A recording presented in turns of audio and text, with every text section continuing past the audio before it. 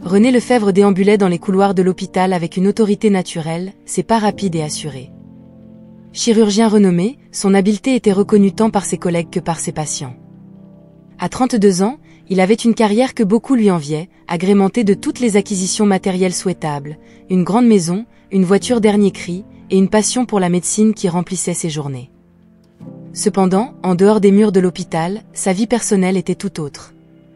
En rentrant chez lui après une journée éreintante, René ferma la porte derrière lui, confronté au silence de son vaste salon. Le contraste entre son succès professionnel et le calme de sa vie personnelle était palpable. La maison, bien que impeccable et joliment décorée, résonnait d'une solitude qu'il tentait d'ignorer. Alors qu'il se dirigeait vers la cuisine, les conseils de sa mère résonnaient dans son esprit. « René, tu ne peux pas continuer à vivre comme ça.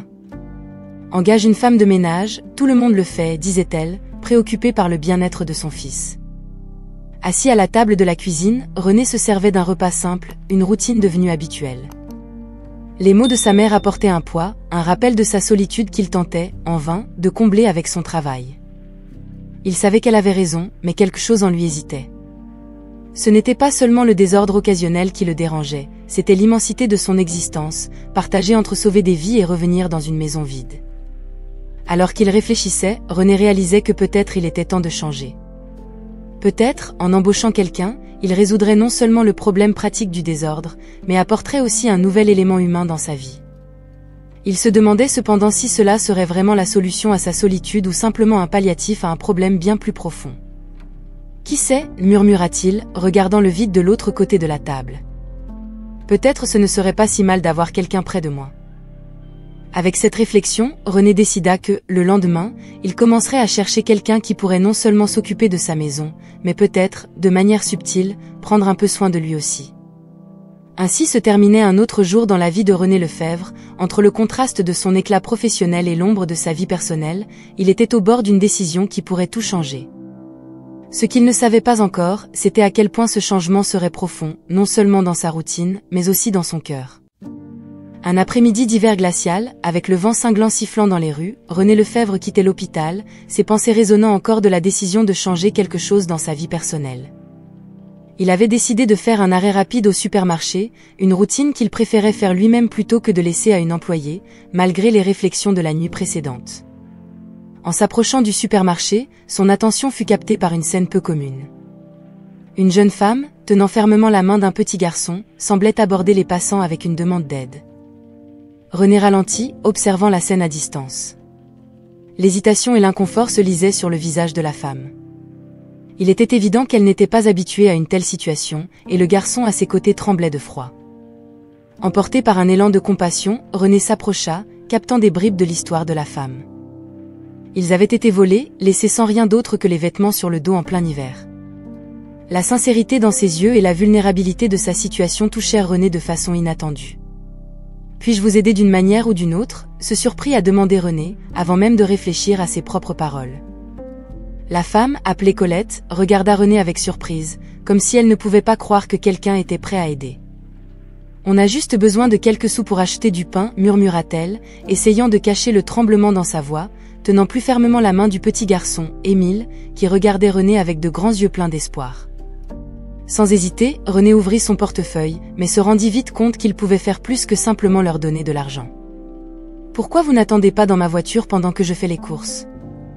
Au moins, vous serez au chaud » proposa-t-il, réalisant à quel point le duo semblait fragile face au froid mordant. Colette hésita, la méfiance initiale clairement en conflit avec le besoin de protéger son fils du froid. La sincérité dans les yeux de René, cependant, la convainquit d'accepter l'offre. D'un signe de tête, elle accepta, le suivant jusqu'au parking. René les conduisit jusqu'à sa voiture, leur remettant la clé pour qu'ils puissent entrer et se réchauffer. Les observant s'éloigner vers la voiture, un sentiment de satisfaction inattendu réchauffa son cœur, malgré le froid extérieur. Se retournant vers le supermarché, René sentit un léger changement dans sa perspective. La décision impulsive d'aider Colette et Émile ne les protégerait pas seulement du froid, mais commençait d'une certaine manière à combler le vide qu'il ressentait dans sa propre vie. À ce moment-là, sans que René le sache encore, les fils du destin commençaient à tisser une nouvelle intrigue dans son histoire, une qui apporterait des changements significatifs pour tous. Après avoir terminé ses achats, René retourna à la voiture, trouvant Colette et Émile visiblement plus à l'aise, enroulés dans les sièges chauffants. Les regardant, une pensée audacieuse commença à germer dans son esprit, une idée qu'il aurait considérée comme impensable il y a seulement quelques heures.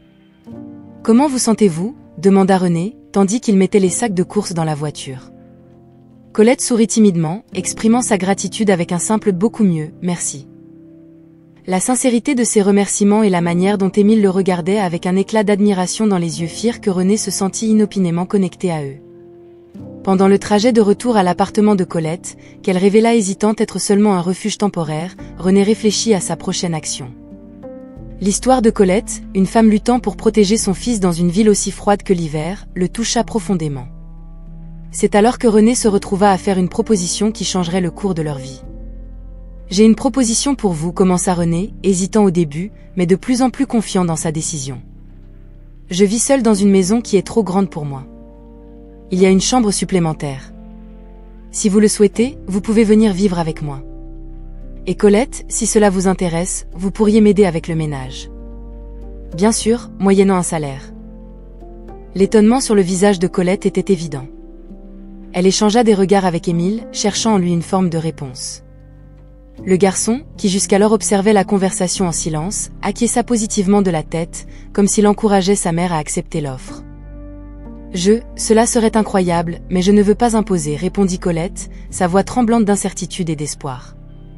Ce ne serait pas une imposition. En fait, cela aiderait beaucoup, assura René, réalisant que cette décision résoudrait non seulement un problème pratique dans sa vie, mais comblerait également un vide dont il n'était même pas conscient. Après une courte pause, pendant laquelle les pensées et les possibilités semblaient danser dans l'air de la voiture, Colette accepta finalement. « Oui, nous acceptons votre générosité. Et je promets de faire de mon mieux pour aider à la maison. » La décision était prise. Ce qui avait commencé comme un geste spontané de bonté sur le parking d'un supermarché se transformait désormais en une nouvelle phase de la vie de René, Colette et Émile. En arrivant à la grande maison de René, ils entraient non seulement dans un espace physique de chaleur et de sécurité, mais aussi dans un nouveau chapitre de leur vie, rempli de potentiel et de nouvelles possibilités. Ce nouveau départ, marqué par un mélange d'incertitude et d'espoir, promettait non seulement des défis, mais aussi la possibilité de créer quelque chose qu'aucun d'entre eux n'avait osé imaginer, une famille. Et ainsi, tandis que Colette et Émile s'installaient dans leur nouvelle maison, la vie de chacun commençait à s'entrelacer de manière que seul l'avenir révélerait. L'arrivée de Colette et Émile chez René marquait le début d'une transformation remarquable, tant dans l'environnement physique que dans les liens émotionnels entre les habitants. Colette, avec un sens inné de l'ordre et une capacité presque magique à transformer les espaces, commença immédiatement à apporter des changements à la maison. Là où régnait auparavant le chaos subtil d'une vie solitaire et occupée, émergeaient maintenant des signes d'un foyer soigné avec amour et attention.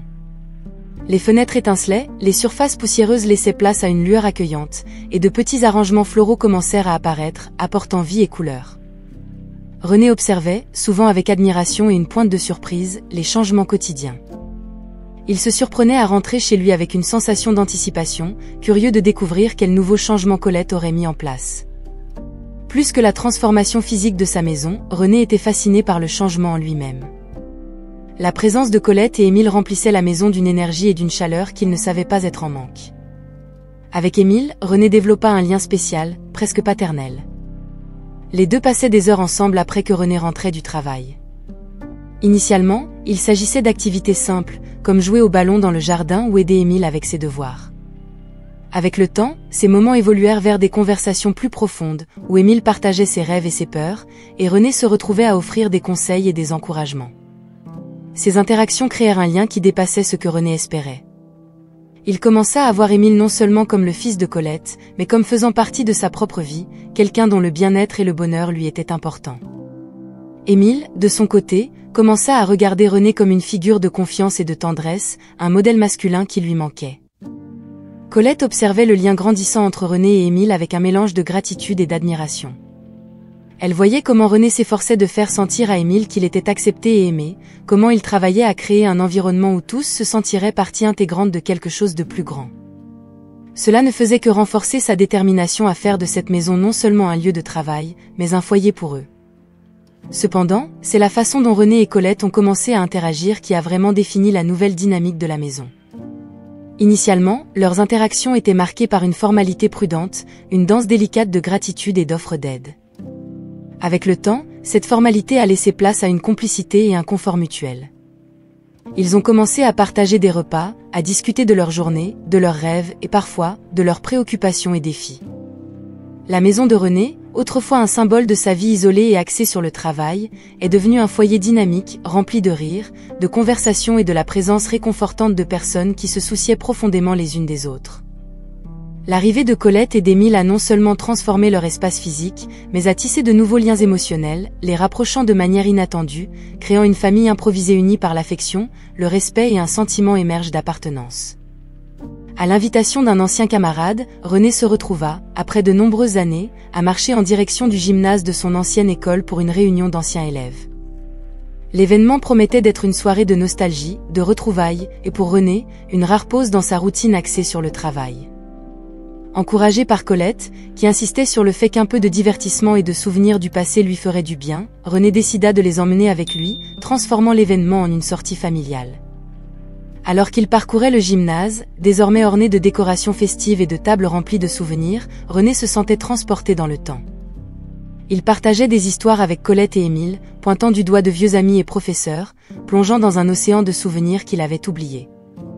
C'est alors qu'ils tombèrent sur une table couverte de vieilles photographies, un mosaïque de moments figés dans le temps. Entre rires et désignation de visages familiers, une photographie en particulier attira l'attention de René. C'était une image de lui avec Claudine, la sœur de Colette, capturée dans un moment décontracté mais rempli de joie.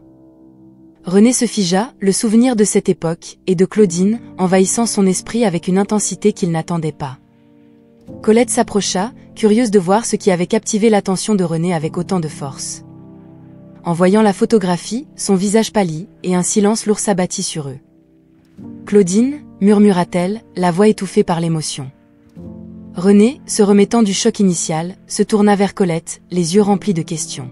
« Tu connaissais Claudine » demanda-t-il, bien qu'au fond de lui, il connut déjà la réponse. Colette acquiesça, les larmes commençant à se former dans ses yeux. « Elle était ma sœur » révéla-t-elle, sa voix presque un murmure. La révélation laissa René stupéfait. La coïncidence semblait impossible, et pourtant, là était, une connexion du passé ressurgissant de manière inattendue et profonde. René et Colette se retrouvèrent plongés dans une conversation chargée d'émotions, partageant des souvenirs de Claudine, révélant des couches de leur passé qui avaient été oubliées ou cachées par la douleur et le temps. Pour Émile, qui observait l'échange entre René et sa mère, le moment était confus, mais il pouvait sentir l'importance de cette révélation, réalisant que, d'une manière ou d'une autre, cette soirée changerait la dynamique de sa petite famille. La découverte du lien passé entre René et Claudine, à travers une vieille photo lors d'une réunion d'anciens élèves, non seulement réveillait des souvenirs endormis, mais soulevait également des questions sur le destin et les coïncidences qui tissent les vies des gens. Alors qu'il quittait la réunion, l'esprit de René était plein de pensées sur le passé, le présent et ce que tout cela signifiait pour l'avenir de sa relation avec Colette et Émile. Une chose était sûre, cet événement marquerait le début d'une nouvelle phase de découverte et de révélation dans leur vie. La révélation inattendue lors de la réunion d'anciens élèves avait ouvert un abîme de questions et d'incertitudes entre René et Colette. De retour dans le calme de leur maison, maintenant imprégnés d'une tension palpable, ils se sont assis face à face, chacun traitant la découverte de manière différente. L'atmosphère, autrefois pleine de rires et de conversations décontractées, était maintenant chargée du poids de vérités non dites. Colette, avec une voix tremblante mais ferme, a commencé à dérouler l'histoire de Claudine, sa sœur aînée, dont la vie avait été tragiquement interrompue.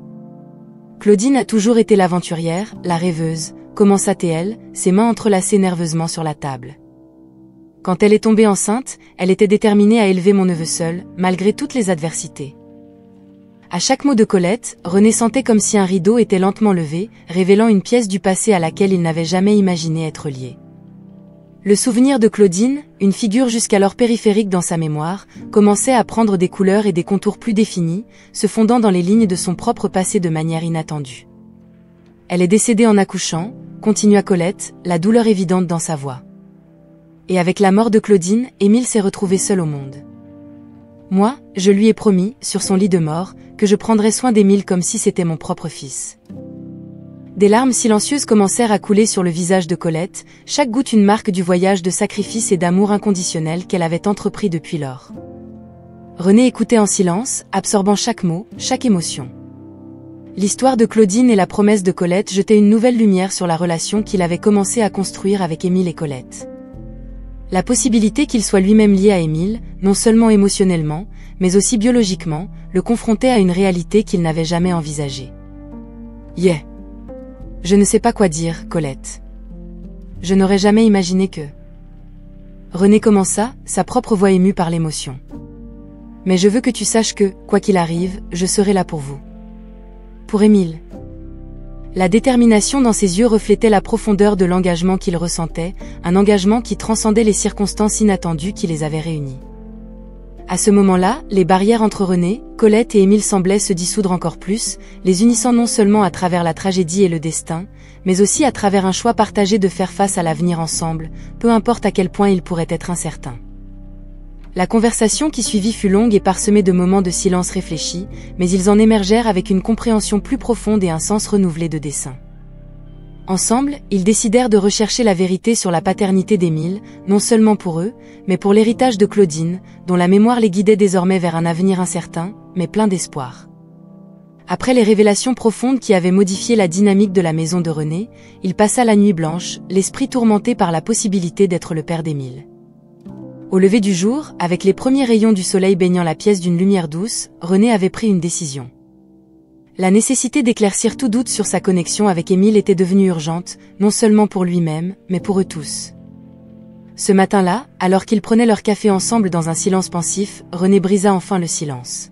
« Colette, j'ai réfléchi toute la nuit à notre conversation, commença-t-il, sa voix ferme, bien que teintée d'une vulnérabilité peu commune. Je crois que nous devrions faire un test ADN. Nous devons connaître la vérité, pour Émile. » Colette regarda René, les yeux encore marqués par les larmes de la veille, mais maintenant une lueur d'espoir brillait dans son regard. « Je suis d'accord, René. Émile mérite de connaître ses origines, et si tu es vraiment son père, alors il aura quelqu'un sur qui compter, quelqu'un qu'il aime, répondit-elle, sa voix gagnant en assurance à mesure qu'elle parlait. L'accord mutuel pour effectuer le test ADN marqua un moment crucial dans leur vie. C'était une décision chargée de changements potentiels, mais aussi d'espoir. René agit promptement, organisant tout pour que le test soit effectué dès que possible. L'atmosphère dans la maison changea dans les jours qui suivirent, il y avait une sensation palpable d'anticipation mêlée d'anxiété, tandis qu'ils attendaient le processus. Pendant cette période d'attente, René se retrouva à réfléchir à ce que signifierait être le père d'Émile. Il se demandait s'il serait à la hauteur de la tâche, s'il saurait offrir l'amour et le soutien dont Émile aurait besoin. Mais à chaque regard sur le garçon, qui continuait à traiter René avec une affection naïve et confiante, il sentait sa détermination se renforcer. René était prêt à assumer toutes les responsabilités qui accompagnent la paternité, quel que soit le résultat du test. Colette, en revanche, voyait dans la décision de René un signe de son engagement non seulement envers la vérité, mais aussi envers le bien-être d'Émile. Elle se permettait de ressentir un souffle de soulagement, sachant que, quel que soit le résultat, Émile aurait en René une figure paternelle, quelque chose qu'elle avait toujours souhaité pour lui. Lorsqu'enfin arriva le jour de recevoir le résultat du test, René, Colette et Émile se rassemblèrent comme une famille, prêts à affronter l'avenir, quelle que soit l'issue.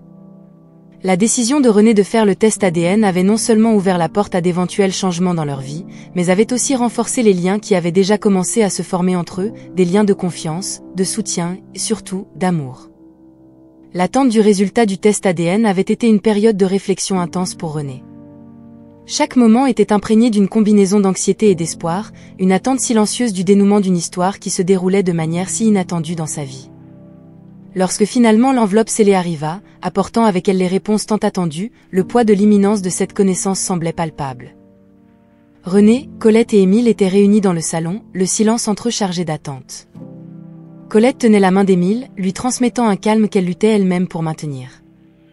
René, tenant l'enveloppe entre ses mains, hésita un moment avant de rompre le sceau, conscient que les mots qu'elle contenait changeraient leur vie à jamais. En dépliant le papier, les yeux de René parcoururent les lignes imprimées, chaque mot absorbé avec une intensité qui le laissait sans voix. La confirmation était là, claire et indiscutable. René était, sans l'ombre d'un doute, le père biologique d'Émile. La révélation apporta avec elle une avalanche d'émotions. Surprise, soulagement, joie et un profond sentiment de responsabilité inondèrent René alors qu'il partageait les nouvelles avec Colette et Émile. Pour Colette, les larmes qui coulaient sur son visage étaient un mélange de deuil et d'espoir, une fin de cycle ouvrant la voie à de nouveaux départs. Émile regardait René avec une expression de curiosité et d'attente, essayant encore de comprendre ce que cette révélation signifiait pour lui. Pour René, la confirmation de la paternité n'était pas seulement un fait biologique, c'était un appel à réfléchir au rôle qu'il souhaitait jouer dans la vie d'Émile et de Colette. La réalité d'être père, surtout dans des circonstances aussi extraordinaires, l'obligeait à considérer ce que signifiait la famille, l'amour et la responsabilité. René comprit que sa connexion avec Émile dépassait le sang, c'était un lien forgé par le temps partagé, les rires, les moments d'apprentissage et l'affection croissante entre eux. À ce moment-là, en regardant Colette et Émile, René réalisa que sa vie avait pris une tournure qu'il n'avait jamais imaginée, mais qu'il ne pouvait maintenant plus envisager autrement. La responsabilité d'être le père d'Émile n'était plus une question de choix, c'était une partie intrinsèque de qui il était et de qui il voulait être. Avec la révélation du test de paternité, René s'engagea à assumer pleinement son rôle dans la vie d'Émile, non seulement en tant que père biologique, mais en tant que vrai père en tout sens du terme. Cela signifiait être présent, offrir amour, soutien et conseils, et construire ensemble un avenir rempli de possibilités. Pour René, Colette et Émile, la confirmation de la paternité de René n'était pas la fin de leur voyage, mais un nouveau départ, un pas vers un avenir qu'ils choisiraient d'affronter ensemble, unis par des liens de sang, mais surtout, par des liens d'amour. Après la confirmation de la paternité, René se retrouva à la croisée des chemins émotionnels. La révélation qu'il était le père biologique d'Émile non seulement reconfigura sa compréhension du passé, mais aussi éclaira un chemin nouveau et inattendu pour l'avenir. Dans le silence de son bureau, avec les résultats du test de paternité devant lui, René contemplait la portée de ce que cela signifiait. Il avait une famille maintenant, une vraie famille, quelque chose qu'il n'avait pas pleinement envisagé jusqu'à ce moment crucial. La décision de demander Colette en mariage et d'adopter officiellement Émile ne venait pas d'un simple élan momentané, mais d'une profonde réflexion sur ce que signifiait être un père et un compagnon. René désirait plus que simplement corriger une erreur du passé, il voulait construire quelque chose de durable, une fondation d'amour et de sécurité pour Colette et Émile. C'était une chance de donner à Émile ce qui lui manquait jusqu'alors, une famille unie, avec des liens d'amour qui allaient au-delà de la génétique. Avec ces pensées en tête, René a planifié le moment de sa demande en mariage avec le même soin et la même attention qu'il consacrait à sa pratique chirurgicale. Ce ne serait pas un geste extravagant, mais quelque chose d'intime et de significatif, reflétant la profondeur de ses sentiments et son engagement envers leur avenir en tant que famille. Une soirée paisible, après un dîner maison préparé ensemble, René a invité Colette à une promenade dans le jardin de leur maison, sous un ciel étoilé. Émile dormait déjà, permettant à ce moment d'être rien qu'à eux. Là, sous la douce lumière de la lune, René a partagé ses sentiments et ses aspirations pour l'avenir. Colette, ces derniers mois ont changé ma vie de manière que je n'aurais jamais imaginée. Toi et Émile avez apporté tellement d'amour et de joie à mon cœur, a commencé René, sa voix tremblante d'émotion. Je ne veux pas imaginer ma vie sans vous. Je veux que nous soyons une famille, officiellement. Colette, accepterais-tu de m'épouser? Et me permettre d'adopter Émile comme mon fils? Colette, visiblement émue et surprise, a regardé René dans les yeux, y trouvant non seulement de l'amour, mais aussi la sincérité et la détermination de construire un avenir ensemble. Ces mots étaient simples, mais chargés de sens. Oui, René. J'accepte. Je ne peux pas imaginer d'avenir pour nous qui ne soient pas ensemble. Ce moment a scellé un nouveau départ pour eux, un engagement non seulement envers l'amour, mais aussi envers la création d'une nouvelle histoire ensemble, une histoire de guérison, de croissance et de promesses tenues. Le chemin devant eux comportait encore des incertitudes, mais une chose était claire, ils les affronteraient ensemble, en tant que famille unie par l'amour, le choix est maintenant, par les liens formels qu'ils envisageaient d'établir. La décision de René de former une famille avec Colette et Émile, bien ancrée dans son cœur, n'a pas été accueillie avec un enthousiasme universel. Lorsque la nouvelle s'est répandue parmi les amis, les collègues et la famille, une vague de scepticisme et de préoccupation est apparue, apportant avec elle un ensemble d'obstacles auxquels René n'avait pas pensé. Les collègues de travail de René, toujours admiratifs de son dévouement et de ses compétences professionnelles, remettaient en question sa décision, craignant que ce changement drastique dans sa vie personnelle puisse affecter sa carrière. « Es-tu sûr d'être prêt pour ça ?» demandait-il, répétant une inquiétude que René avait déjà envisagée et surmontée dans son esprit. Plus difficile encore, cependant, étaient les réactions de sa famille. Bien que sa mère exprimait initialement sa joie à l'idée que René forme enfin une famille, elle exprimait également des préoccupations subtiles sur la rapidité avec laquelle tout se passait. Une famille n'est pas quelque chose que l'on décide du jour au lendemain, René le prévint elle doucement, craignant que son fils ne se précipite dans une décision émotionnelle sans considérer toutes les implications. Malgré ses voix de doute, René est resté inébranlable. Il a reconnu la validité de leurs préoccupations, sachant que chacune d'elles venait d'un endroit d'amour et de préoccupation. Cependant, ce qu'il ne voyait pas, c'était la profondeur de la connexion qui s'était développée entre lui, Colette et Émile, une connexion qui allait au-delà de la biologie ou de l'obligation, fondée sur un choix conscient d'amour et d'engagement. Aux côtés de Colette, René a affronté ses défis avec un mélange de patience et de détermination. Ils ont offert des assurances, partagé leurs projets et leurs rêves pour l'avenir, et petit à petit, les résistances ont commencé à céder. La sincérité de leur engagement et la stabilité visible qu'ils apportaient l'un à l'autre et à Émile ont commencé à dissiper les doutes et à les remplacer par du soutien. De son côté, Colette a apporté une force tranquille au processus, sa propre résilience et sa foi en ce qu'ils construisaient ensemble servant de rappel constant de la valeur de regarder vers l'avenir, plutôt que de rester ancrés dans le passé ou dans l'incertitude. Ensemble, ils ont assisté à des réunions de famille, des dîners avec des collègues, et à toute autre occasion qui se présentait pour montrer l'unité et l'amour qui les définissaient en tant que famille. Et avec le temps, ceux qui avaient exprimé du scepticisme ont commencé à voir la vérité que René et Colette connaissaient déjà, qu'ensemble, ils avaient formé une famille non seulement digne d'acceptation, mais de célébration.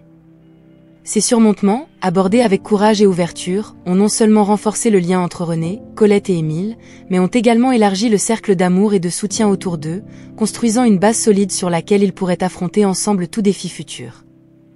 Le jour du mariage de René et Colette s'est levé avec un ciel clair et une brise douce qui promettait un nouveau départ, non seulement pour eux, mais aussi pour Émile, qui voyait dans cet événement l'officialisation d'une famille qu'il ressentait déjà dans son cœur. La cérémonie, planifiée avec une simplicité élégante, reflétait le désir du couple de célébrer l'amour et l'union avant tout. Amis et famille se sont rassemblés dans un petit, mais charmant, jardin qui avait été méticuleusement décoré pour l'occasion. Des fleurs au ton blanc et bleu ornaient l'espace, créant une atmosphère de tranquillité et de joie. L'excitation montait à mesure que les invités arrivaient, chacun partageant des sourires et des étreintes chaleureuses, unis par le désir d'assister au début de cette nouvelle phase dans la vie de René, Colette et Émile. René, vêtu d'un costume sobre et élégant, attendait avec impatience au bout de l'allée formée par des chaises ornées de rubans et de fleurs. Son regard, bien que marqué par une certaine anxiété, brillait de la joie de celui qui reconnaît la chance de trouver le véritable amour et la chance de construire une famille. À ses côtés, Émile, le plus jeune garçon d'honneur, tenait les alliances avec une fierté visible dans son sourire, se sentant partie essentielle de ce moment. Quand Colette est apparue, guidée par le chemin fleuri jusqu'à l'autel, il y eut un soupir collectif d'admiration. Elle rayonnait dans une robe qui capturait l'essence de sa beauté simple et authentique, avec des cheveux délicatement arrangés et un sourire qui illuminait tout le jardin. La marche jusqu'à René était chargée de sens, chaque pas étant un témoignage des adversités surmontées et de l'amour qui avait fleuri des circonstances les plus improbables. La cérémonie, bien que brève, fut intensément émouvante. Les mots échangés entre René et Colette étaient des promesses d'amour, de soutien et d'engagement, non seulement l'un envers l'autre, mais aussi envers Émile, qui voyait dans cet engagement la promesse d'un avenir sûr et rempli d'amour. Quand René et Colette échangèrent enfin les alliances, scellant leur union d'un baiser, les applaudissements des invités résonnèrent comme une célébration non seulement d'un mariage, mais de la formation d'une famille unie contre toute attente. La réception qui a suivi fut une joyeuse célébration, avec de la musique, de la danse et des éclats de rire remplissant l'air. René, Colette et Émile circulaient parmi les invités, recevant des félicitations et partageant leur bonheur.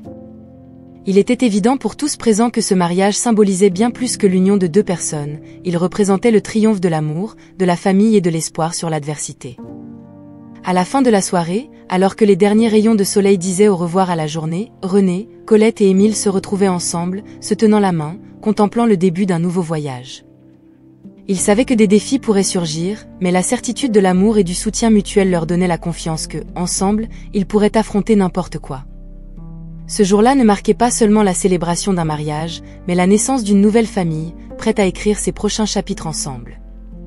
Après le mariage, l'histoire de René, Colette et Émile n'a pas tardé à se répandre dans la communauté, devenant un phare d'espoir et d'inspiration pour beaucoup. Le parcours inhabituel de la famille, marqué par les vicissitudes du destin, un amour inattendu et la formation de liens indestructibles, a profondément résonné chez les personnes autour d'eux. Lors d'événements communautaires, Dans les conversations quotidiennes et même dans les articles locaux, on parlait de la force de l'amour, du pouvoir du pardon et du courage de recommencer, même face aux adversités les plus difficiles.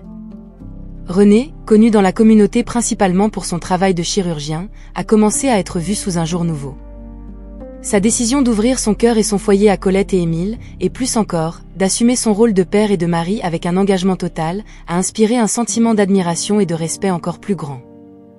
Mais c'est un geste spécifique de René qui a scellé la nouvelle narration de sa famille, un acte d'amour qui allait changer la vie d'Émile pour toujours. Émile, depuis qu'il avait été accueilli par René, montrait une joie de vivre contagieuse, malgré une condition physique limitant sa mobilité. En observant le garçon au quotidien, René a réalisé qu'il y avait une opportunité d'appliquer ses compétences chirurgicales pour non seulement améliorer la qualité de vie d'Émile, mais aussi lui offrir une nouvelle liberté.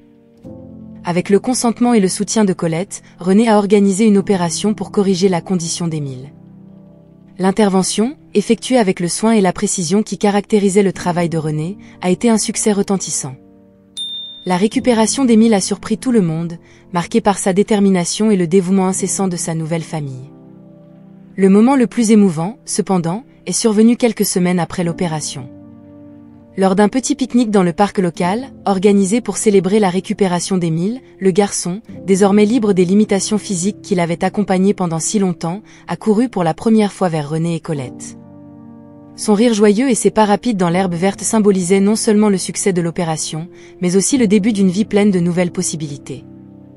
Ce moment, capturé en vidéo et partagé par la communauté, est devenu un puissant symbole du parcours de leur famille. René, Colette et Émile, unis par des circonstances extraordinaires, ont montré que même dans les situations les plus improbables, il est possible de construire quelque chose de beau et de durable. Leur histoire est devenue un message vivant d'amour, de résilience et de renouveau, encourageant les autres à croire qu'importe les défis, il y a toujours de la place pour de nouveaux départs et pour transformer les ombres du passé en un avenir lumineux et plein d'espoir.